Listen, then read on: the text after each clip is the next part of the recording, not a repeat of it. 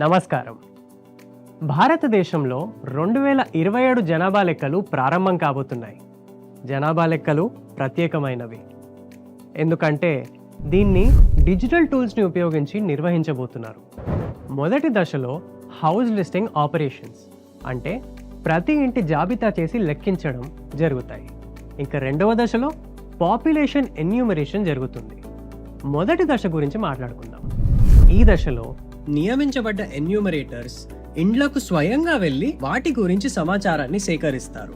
అయితే ఈ ప్రక్రియను సెల్ఫ్ ఎన్యూమరేషన్ పోర్టల్ ద్వారా కూడా పూర్తి చేయవచ్చు.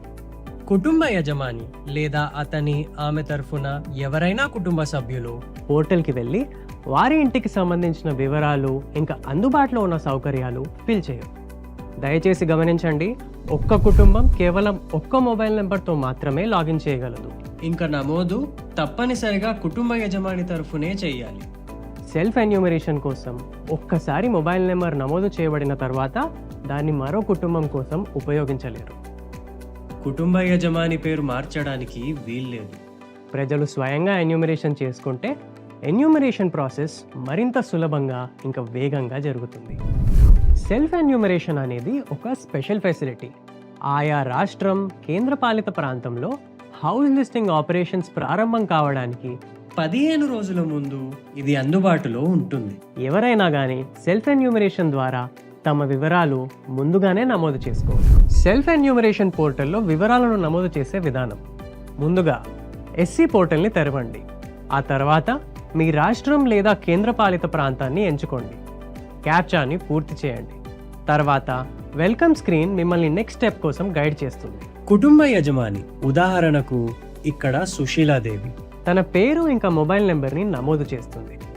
మీకు నచ్చిన భాషని ఎంచుకోండి. ఆ తర్వాత ఓటీపీ ద్వారా వెరిఫికేషన్ జరుగుతుంది. ఈ మొత్తం ప్రక్రియ సురక్షితమైనది ఇంకా చాలా సులభమైనది. జిల్లాలను ఇంకా సమీపంలోని ల్యాండ్ మార్క్ను ఎంచుకోవడం అవసరం. మీరు వెతికిన ల్యాండ్ మార్క్ను సూచిస్తూ మ్యాప్పై ఒక మార్కర్ కనిపిస్తుంది. ఇప్పుడు ఆ మార్కర్ను మీ ఇంటి స్థానానికి లాగండి. ఆ తరువాత సేవ్ అండ్ నెక్స్ట్ పై క్లిక్ చేయండి. దీని తర్వాత హెచ్ఎల్ఓ క్వశ్చనర్ పేజ్ వస్తుంది. చాలా ప్రశ్నలు ఆప్షన్ బేస్డ్గా ఉంటాయి. పేర్లను నమోదు చేయడానికి ఫోనెటిక్ ఇంకా వర్చువల్ కీబోర్డ్ కూడా ఉంటుంది. ఏవైనా సందేహాలకు ఎఫ్ఏక్యూస్ ఇంకా టూల్ టిప్స్ వెంటనే క్లారిటీని ఇస్తాయి. ఏదైనా ప్రశ్న లేదా సమాచారం ఫిల్ చేయకుండా మిగిలిపోతే సిస్టమ్ దానంతట అదే మిమ్మల్ని అడుగుతుంది. అన్ని వివరాలను నింపిన తర్వాత వాటిని జాగ్రత్తగా చెక్ చేసుకోండి. అవసరమైతే మీరేమైనా మార్చుకోవచ్చు. డ్రాఫ్ట్ను సేవ్ చేయండి లేదా ఆఖరికి సబ్మిట్ చేయండి. సబ్మిట్ అయిన తర్వాత హెచ్ అక్షరంతో ప్రారంభమయ్యే 11 అంకెల ఎస్సీఐడి స్క్రీన్పై వస్తుంది.